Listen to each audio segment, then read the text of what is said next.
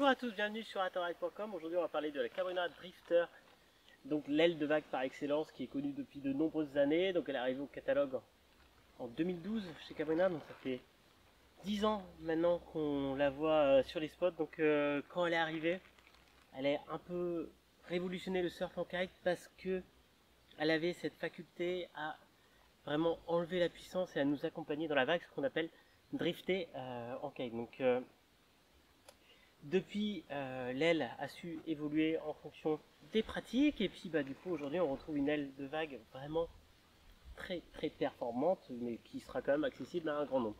C'est-à-dire que la Cabrina Drifter, dès lors qu'on la prend en main, donc on a l'impression que tout est possible.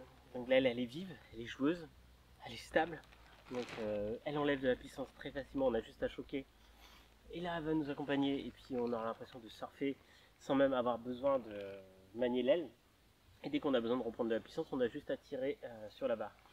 Donc l'aile continue d'évoluer, donc en relation du coup, avec les designers et Kai Berbovitz qui dirige un peu l'aile sur les performances en surf et justement sur cette faculté à drifter. Donc là l'aile aujourd'hui elle est vraiment aboutie. On voit une aile qui est très joueuse, très facile à prendre en main, et dès lors qu'on est avec un surf au pied, c'est une vraie partie de plaisir. Ici des réglages onshore et offshore setting. Donc nous on a tendance à préférer le onshore setting puisqu'il permet justement d'avoir une aile avec un maximum de drift et qui sera le plus évolutif. On a des personnes qui aiment bien le offshore, mais bon voilà, le offshore aura pour tendance d'être un peu plus poussif, une aile un peu plus poussive, et c'est vrai que la drifter on adore quand elle est maniable, joueuse, un maximum.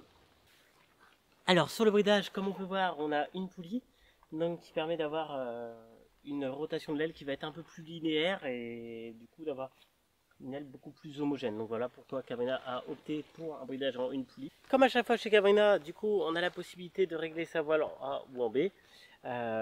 Du coup ce qui fait que soit on a une pression de barre plus légère avec une aile plus maniable, soit on a une pression de barre un peu plus lourde avec une aile un peu moins maniable et avec un meilleur choqué. C'est vrai que nous on a tendance à privilégier le réglage A aussi sur la drifter. Donc voilà, qui va donner encore plus de maniabilité, et on sait qu'une aile maniable en vague c'est vraiment un atout énorme.